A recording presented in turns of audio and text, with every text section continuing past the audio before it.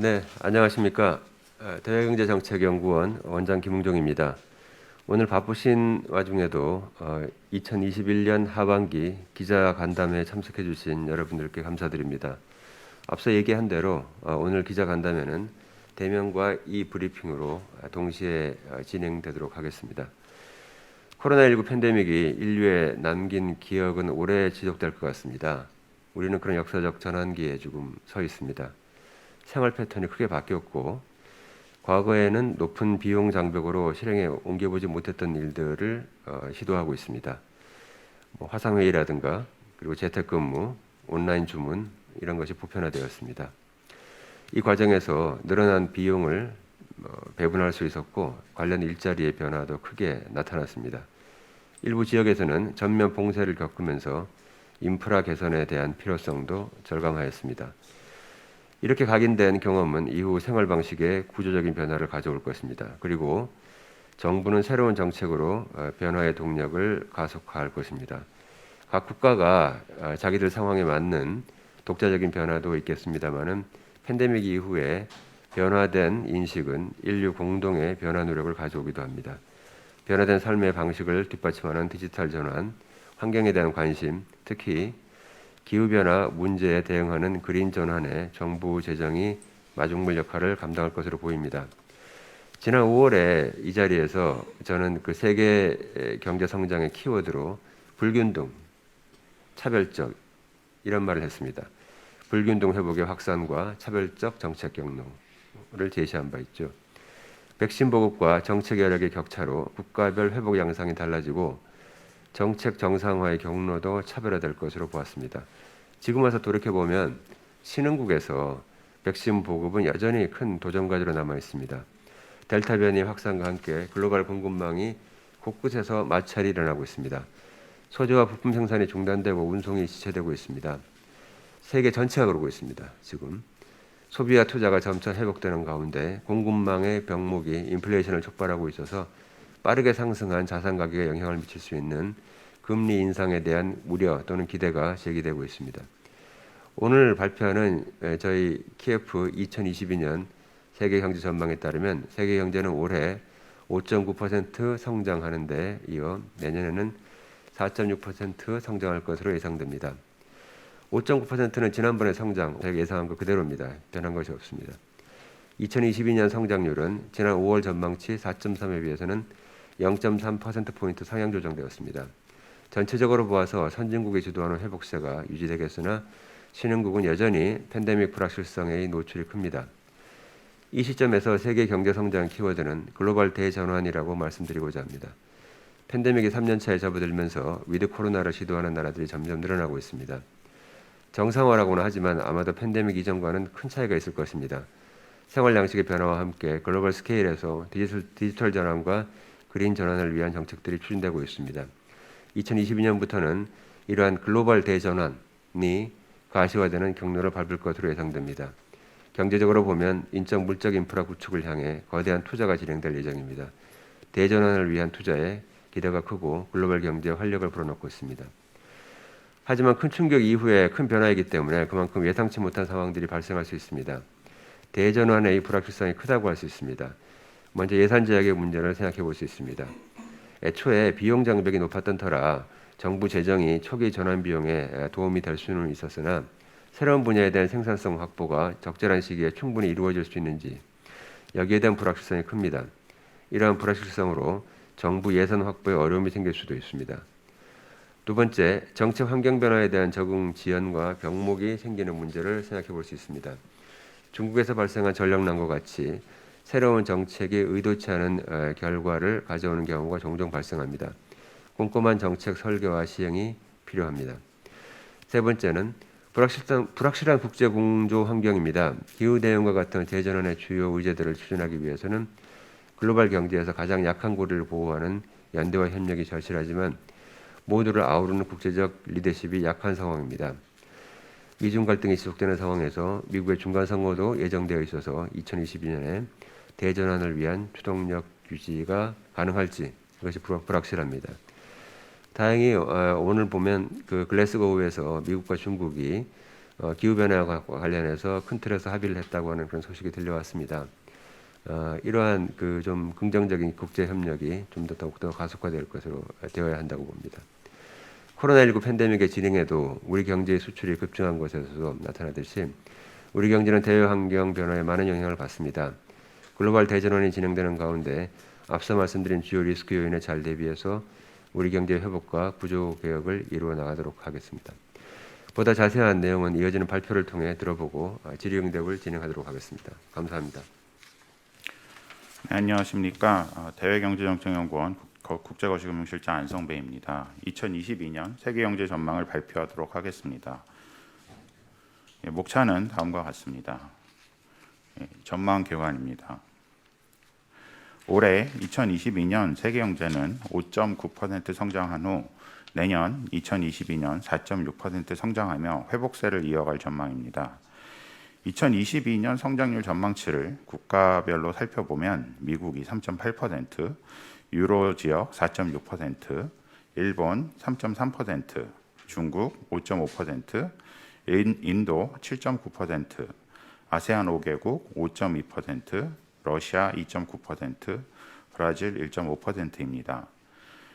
대부분의 지역에서 코로나19 이전인 2019년 성장률보다 높은 성장률을 나타내고 있습니다.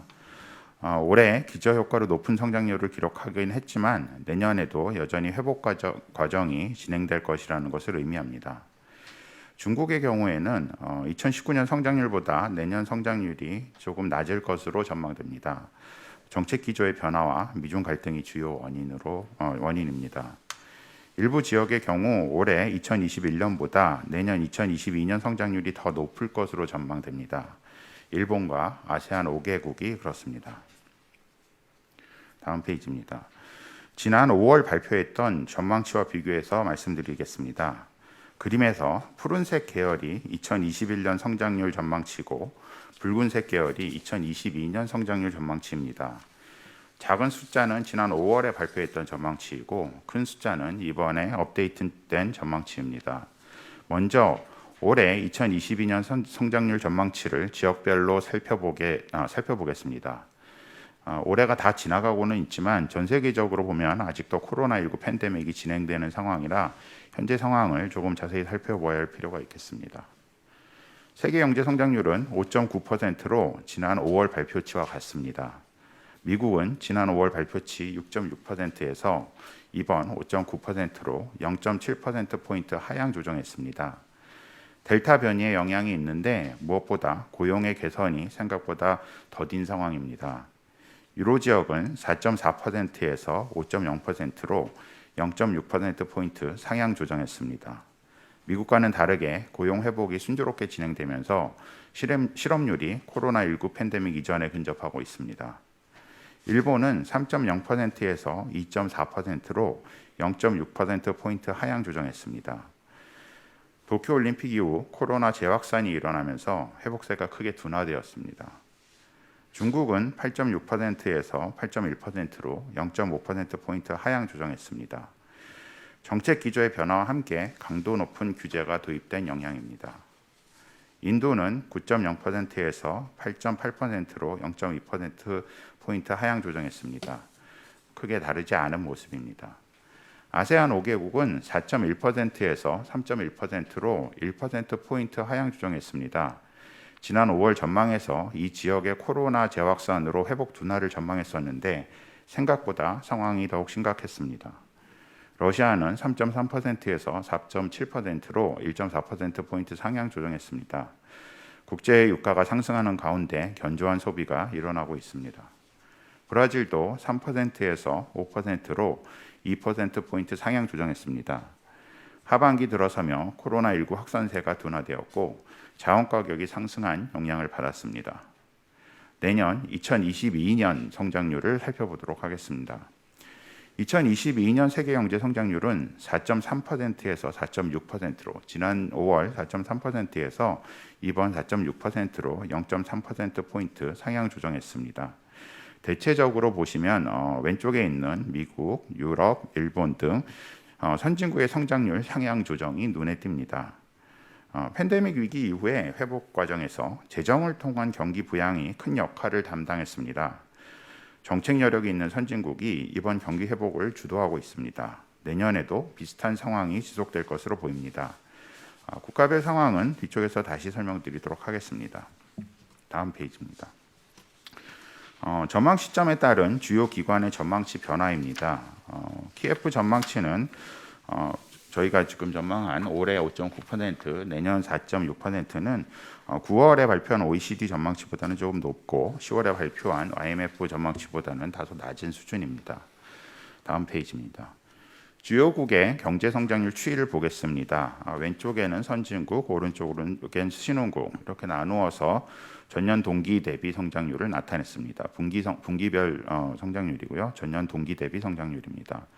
왼쪽의 선진국은 2021년 올해 2분기, 2, 4분기에 기저효과로 높은 성장률을 나타냈습니다. 작년 2, 4분기에 코로나19 팬데믹으로 크게 마이너스 성장을 한 반대급부입니다. 노란 점선의 한국은 골이 깊지 않았던 만큼 기저효과도 크지는 않았습니다. 다만 2021년 3, 4분기의 성장은 기대보다 둔화된 모습을 보이고 있습니다. 델타 변이로 인한 재확산, 공급망 문제 등이 영향을 미치고 있습니다. 오른쪽의 신흥국 성장률은 추이도 대체로 선진국과 비슷한 모습입니다. 다만 중국은 다른 나라에 비해 코로나19 확산의 영향이 한 분기에 먼저 시작되어서 이후 성장 경로도 다른 지역에 비해 선행하고 있습니다. 인도는 증폭이 상대적으로 더 크게 나타나고 있습니다.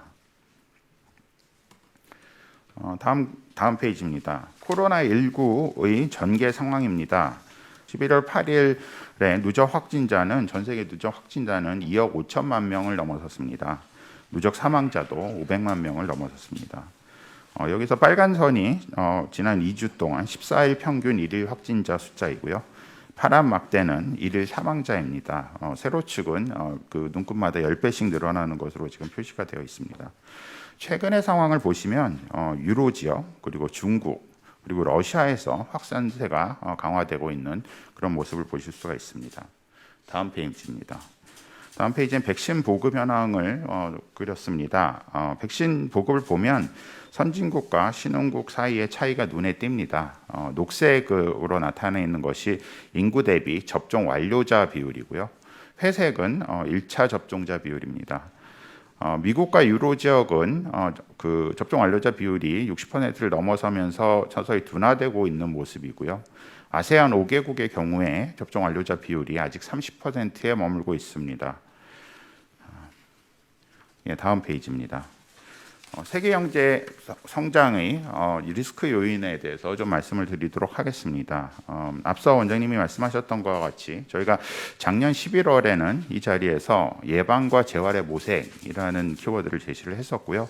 지난 5월에는 불균등 회복과 차별적 정책 경로를 키워드로 제시했었습니다. 이번에 제시하는 세계 경제를 관통하는 키워드는 글로벌 대전환입니다. 코로나19 팬데믹이 장기화되면서 인류의 생활 방식의 변화가 일어나고 있습니다. 자발적으로 일어나는 이러한 변화에 더해서 각국은 정책적 뒷받침을 통해 경제 체질 개선에 나서고 있습니다.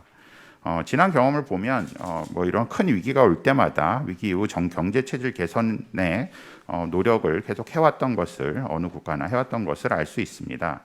이번에는 디지털 전환과 그린 전환이 그 중심에 있습니다. 2022년은 이러한 전환이 본격적으로 가시화되는 그런 해가 될 것으로 예상됩니다.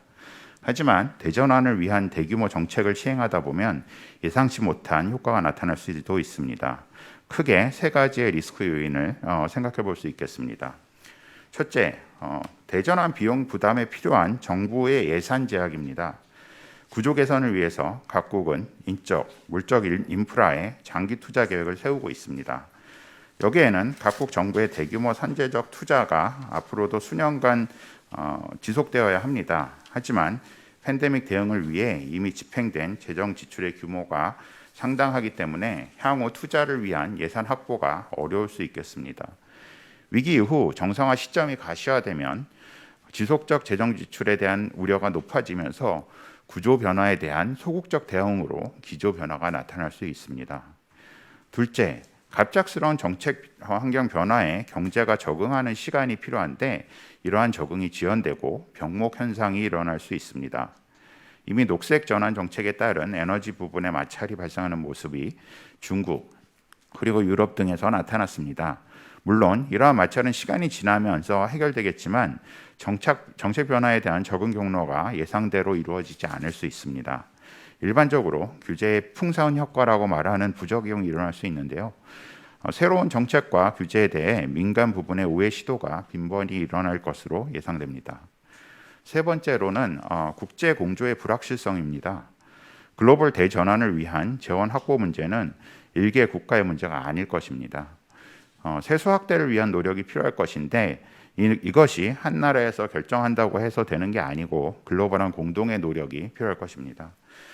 미국의 바이든 정부가 국제 공조에 복귀하면서 올해 들어 많은 합의가 이루어지고 있습니다만 이러한 미국의 리더십이 지속될 수 있는지에 대해서는 우려가 남아 있습니다. 2022년 미국의 중간 선거가 있고 미중 갈등의 양상은 더욱 정교화되고 있는 그런 모습입니다. 여전히 자국 우선주의의 불씨가 남아 있어 부정적인 리스크로 작용할 수 있겠습니다. 다음 페이지에는 저희가 지난번에 제시를 했던 세계경제의 키워드와 리스크 요인을 정리한 표가 있습니다. 예, 두 번째 섹션을 하도록 하겠습니다. 두 번째로는 국제금융시장과 상품시장에 대해서 잠시 알아보도록 하겠습니다. 먼저 금리입니다. 통화정책 기조 변화에 따라서 주요국의 국채금리가 상승할 전망입니다. 공급망 병목 해소와 고용, 인플레이션율 등의 영향을 받는 가운데 변동성 확대 요인이 상존합니다. 왼쪽 아래쪽 그래프를 보시면은 이제 파란색 실선으로 되어 있는 명목 금리가 최근 들어서 상승하는 모습을 보실 수가 있고요. 그리고 녹색 점선으로 되어 있는 것이 이제 브레이크 이븐 인플레이션이라고 해서 시장에서 생각을 하는 인플레이션 10년 장기채에 나타난 인플레이션 전망입니다. 현재 이것이 이제 2.5%를 뚫고 상향하고 있습니다. 오른쪽에 보시면 이제 독일과 일본 국채금리, 10년물 국채금리를 보실 수가 있는데요. 여기서도 최근 들어서 9월 이후에 급격히 상승하는 모습을 보실 수 있습니다. 이러한 것들은 이제 인플레이션 전망과 금리 인상 시기의 불확실성 등이 지금 가장 초미의 관심사이고 이것이 변동성 확대 요인으로 작용할 전망입니다. 전 세계적으로 저금리 의존도가 크게 높아져 있습니다. 다시 말씀드리면은 이제 이게 위험 선호적인 그런 투자가 많이 일어나고 있는데 이런 조기 금리 인상 우려가 금융시장의 불안 요인으로 작용할 수 있겠습니다. 다음은 환율입니다. 미국의 통화정책 차별화에 대한 기대로 달러화 강세가 전망되고 있습니다. 주요 선진국과 미국의 경기 회복 속도 그리고 또 통화정책 기조에 차이가 있습니다. 다만 인플레이션 압력으로 주요 선진국 간 통화정책 차별화가 두드러지지 않을 경우, 즉 다시 말씀드리면 미국에서 이제 통화정책 정상화가 일어나는데 현재 상황에서는 일본과 EU의 통화정책 정상화는 조금 뒤처져 있을 그런 전망이긴 합니다만 EU에서 이제 인플레이션이 좀 유럽 지역에서 많이 일어나고 있기 때문에 통화정책 정상화에 대한 발표에 촉각이 곤두서 있습니다. 하여튼 이렇게 돼서 이제 통화정책 차별화가 두드러지지 않을 경우에 강세폭은 제한적이라고 할 수 있겠습니다. 선진국의 정상화 조치 이후에 글로벌 투자 심리 위축으로 인해서 신흥국 금융 여건 또한 악화될 가능성이 있습니다. 원달러 환율은 이제 우리가 위드 코로나로 바뀌면서 이제 경제 활동이 조금 더 재개가 되면서 원화 소폭 강세 현상이 나타날 수가 있겠습니다. 다음은 유가입니다. 원유 수요는 견고한 회복세를 나타내고 있습니다만 공급이 그만큼 충분히 뒷받침되고 있지 않습니다. 그래서 타이트한 수급 여건이 지속될 것으로 예상되고 있습니다. 글로벌 경기 회복에 따른 수요 증가와 탄소 중립 이행 계획 등의 영향으로 에너지 가격이 상승하고 있습니다. 코로나19의 영향과 더불어서 탈탄소화 전환으로 화석 연료의 신규 개발이 정체되고 있는 상황입니다. 오펙 플러스의 점진적 감산 완화, 미국 등 비오펙의 원유 공급 확대가 예상되고는 있습니다만 이것이 좀 제한적일 수가 있고 또한 이러한 과정에서 이제 약간 이게 정치적인 그런 그 문제들이 작용을 하고 있습니다. 그래서 수요 회복세에는 뭐 빨리 미치지 못할 그런 전망이고요. 그래서 내년에는 올해보다 다소 높은 그 유가가 진행될 예정입니다. 저희 경제 전망에서 시나리오상 적용한 유가는 내년 평균 유가 WTI 기준으로 61.9달러가 되겠습니다. 다음 주요국 경제 전망을 보시도록 하겠습니다. 먼저 미국에 대한 설명을 좀 드리도록 하겠습니다. 미국은 일단 지금 고용 회복 및 경기 부양 효과 가시화가 조금 지연되고 있습니다. 그래서 내년에 저희가 3.8% 성장할 것으로 전망을 하였습니다. 물론 지난 그 5월 전망치보다는 좀 다소 높아진 상황이긴 한데요. 그것은 어떤 상황이냐면 올해 성장률 전망치가 좀 낮아졌기 때문에 그에 대한 기저효과라 내년 성장률 효과는 조금 높아지는 그런 부분이 반영이 되었습니다만 저희가 5월에도 이제 가지고 있던 이 기본적인 이 스탠스는 그러니까 이제 고용 회복이 여전히 더디고 그다음 경기 회복 효과 특히 이제 이 예산 책정에서의 이런 문제들이 조금 장기화될 것으로 저희는 생각을 하고 있습니다. 2021년 하반기에는 델타 변이 확산이 일자리 복귀에 부정적인 영향을 미쳤습니다. 이것은 이제 운송 산업의 인력난이 지속되고 있고 또 소매 산업 위축이 소비 지출에 부정적인 영향을 미칠 가능성이 있습니다. 바이든 행정부의 대규모 투자 계획에 대한 다양한 이견이 의회 논의 과정에서 제기되고 있습니다. 물론 최근에 이제 큰 그 인프라 투자 계획이 통과되기는 하였습니다만 그 규모가 이제 지속적으로 축소되었고 논의 과정에서 또 아직 많은 다른 부분에 큰 파트가 남아 있기 때문에 이러한 의회 논의 과정을 좀 잘 지켜봐야 될 필요가 있습니다. 그래서 이러한 해당 계획 시행을 통한 경기 부양 효과가 지금까지 기대가 굉장히 컸는데 이것이 약간 지연될 그런 가능성이 있어서 내년 성장률을 한 3.8% 정도로 잡았습니다. 그래프를 보시면 왼쪽에 이제 미국의 구인과 고용은 이제 신규로 고용한 사람들이고요. 구인은 이제 잡 오프닝의 숫자입니다. 이 두 개의 사이의 비율을 보시면요. 지금 구인을 하려는 노력이 점점 증가하고 있는 그런 모습을 보고 있습니다. 구인 대 고용 비율이 1.5를 넘어서고 있습니다. 예. 그리고 미국 물가 상승률은 그 오른쪽에 보시면은 최근에 굉장히 많이 상승하였고 이제 어제도 발표한 것과 어제 CPI 숫자가 나온 것 같이 물가 상승률이 크게 상승을 하였습니다. 이것은 이제 뭐 가장 중요한 통로는 이제 금리 인상을 통한 혹시 페드가 어떤 식으로 반영할 것인가에 대해서 금리 인상을 통한 어떤 그 자산 시장에 미치는 영향에 대한 걱정이 가장 큰 상황입니다. 다음은 유럽입니다. 유럽은 아까 말씀드린 이 디지털 전환 그리고 그린 전환을 포함하는 대전환에 따른 투자 증가와 그다음 민간 소비 활성화로 4.6% 성장할 것으로 예상하고 있습니다. 왼쪽에 보시면은 유럽의 분기 GDP인데요. 아직 코로나 이전 수준을 회복하지는 못하였지만 내년 중에는 회복할 것으로 그렇게 예상을 하고 있습니다. 델타 변이가 확산하면서 경제 회복이 일부 지체되었으나 고용 시장의 회복과 민간의 소비 증가세가 나타나고 있습니다. 이유는 이러한 대전환을 위해서 확장적 재정 지출을 계속 유지할 그런 전망입니다. 2018년 물가 기준으로 6,700억 유로 규모의 회복 및 회복력 기금입니다. RRF가 있고요. 그다음 7,500억 유로 규모의 경제 회복 기금 NGEU를 지금 세팅을 했습니다. 이 RRF는 37% 이상을 기후 관련 투자 및 개혁에 사용할 예정이고요.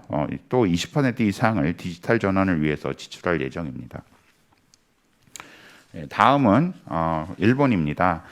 일본은 이제 도쿄 올림픽 이후에 코로나 재확산이 굉장히 빠르게 일어났었는데요. 이제 코로나19 감염 완화에 따른 경제 정상화가 일어나면서 3.3% 성장할 것으로 예상하고 있습니다. 올해 성장률 전망치를 많이 낮췄는데 이에 반대급부로 내년 성장률 전망치가 조금 올라간 상황입니다.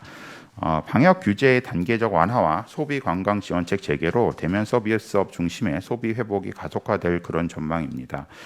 2020년 올해 10월 위드 코로나 체제로 전환을 하였고요. 그 다음에 이제 Go to Travel이라는 캠페인을 벌이면서 소비 촉진을 추진하고 있습니다.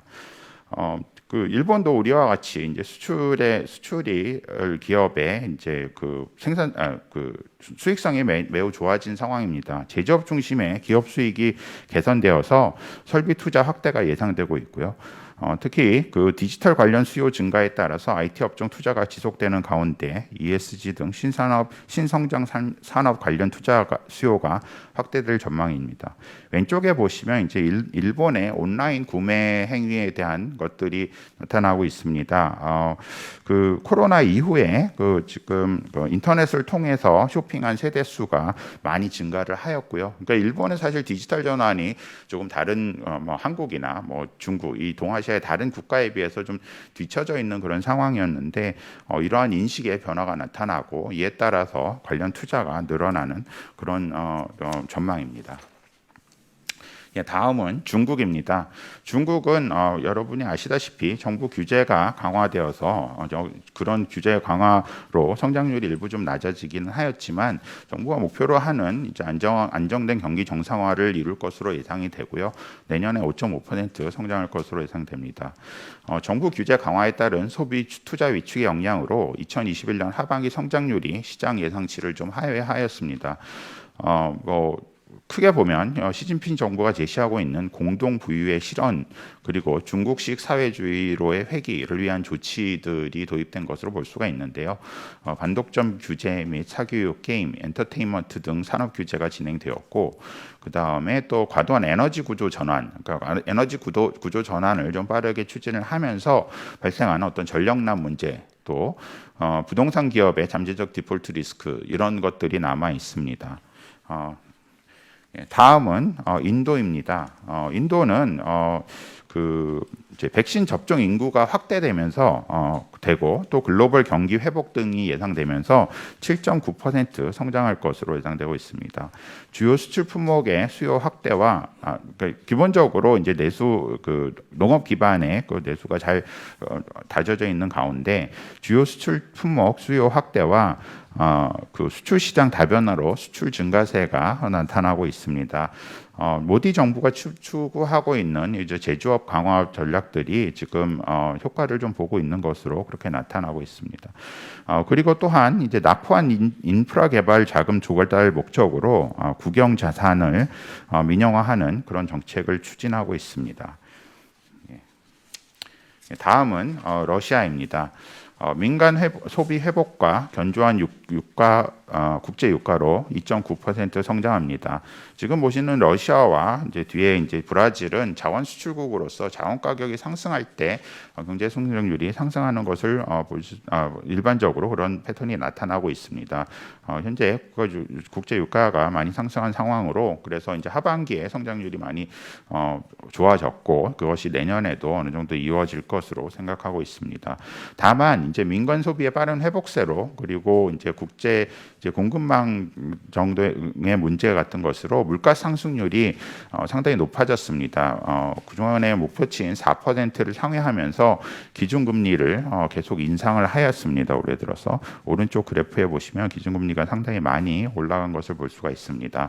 그러니까 이것은 이제 그 자본 유출을 막기 위한 어떤 대응으로 생각하고 있고 또 이제 인플레이션을 잡기 위한 그런 대응으로 파악이 되고 있는데요.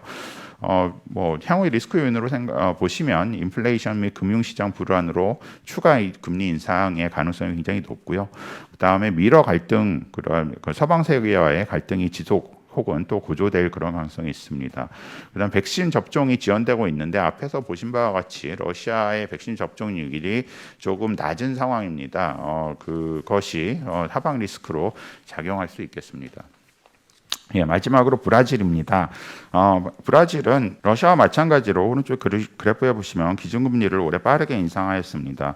이런 적극적인 금리 인상과 또 정치적인 불확실성이 있어서 내년에 한 1.5% 성장할 것으로 좀 낮게 성장할 것으로 보고 있습니다. 내년에 이제 브라질 대통령 선거가 예정되어 있습니다. 먼저 이제 인플레이션 압력으로 기준금리를 지속적으로 인상을 하였고요.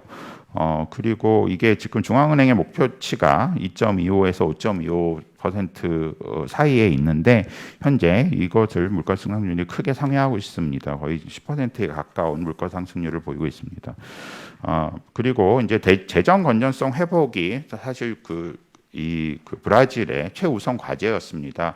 지난 몇 년간 이제 이 재정 건전성 회복을 위해서 연금 개혁, 그리고 조세 개혁, 그리고 민영화 등의 이렇게 3대 과제를 추진을 해왔는데요. 이번 정부에서 이제 연금 개혁은 어느 정도 시행이 되었습니다만 조세 개혁과 민영화 등은 아직도 갈 길이 먼 상황입니다. 그래서 이것이 내년 대통령 선거에서 주요 의제로 떠오를 예정이고요. 그래서 이런 것이 이제 재정 지출이나 이런 것에 이제 발목을 잡으면서 아마 내년에 성장률이 이렇게 아주 좋지는 않을 것으로 전망됩니다. 예, 이상입니다. 감사합니다. 네, 사실 이번 전망은 참 굉장히 좀 어렵더라고요. 왜냐하면은 내년에 사실 봄 전망은 좀 비교적 좀 더 좀 명확했습니다. 근데 가을에 이제 내년도 전망을 하려고 보니까 모든 이제 정책이 정상화되는 그런 과정인데 앞서 이제 그런 질문도 해주셨는데 정상화되는 속도에 따라서 중간에 큰 출렁일 수가 있잖아요. 그러니까 전체적인 방향은 저희가 얘기를 할 수가 있는데 그것이 페이스가 어떻게 유지가 되느냐에 따라서 상당히 중간 과정에서 많은 출렁임이 있을 수가 있기 때문에 바로 이런 부분에 대해서 저희가 판단하는 게 사실 쉽지는 않았습니다. 그럼에도 불구하고 분명한 것은 선진국은 확실하게 한 내년까지는 계속 회복 기조로 간다. 회복이라는 말은 뭐냐면은 정상적인 어떤 그런 우리 잠재 성장률을 상회하는 그런 성장을 한다는 얘기죠. 그러니까 그동안 푹 빠졌으니까요. 그래서 그런 회복 국면이 계속되는 것이고 개도국은 이것이 더 오래 갈 것이고 더 오래 가서 2023년, 4년, 뭐 심지어 5년까지 이렇게 예상을 하고 있으니까요. 그런 식으로 회복 국면이 계속될 것이다. 이제 이렇게 보고 있고 회복 국면 과정에서 또 정책의 정상화 과정에서 나타나는 여러 가지 제가 앞서 말씀드린 제가 발작 이것도 말씀드렸는데 그런 것은 충분히 있을 수가 있다. 그래 충분히 있을 수가 있지만 그것 때문에 한국 경제가 심각하게 타격을 받지는 않을 것이다. 라고 하는 그런 기조를 유지를 하고 있습니다. 그래서 전반적으로 내년에도 회복 기조가 계속될 것이고 회복 과정에서 여러 가지 좀 문제가 있을 수는 충분히 있는데 그럼에도 불구하고 크게 봤을 때는 오히려 봄보다 지금 가을에 우리가 생각하는 게 조금 더 낙관적이 되었다 이런 말씀을 드리겠습니다. 네, 감사합니다.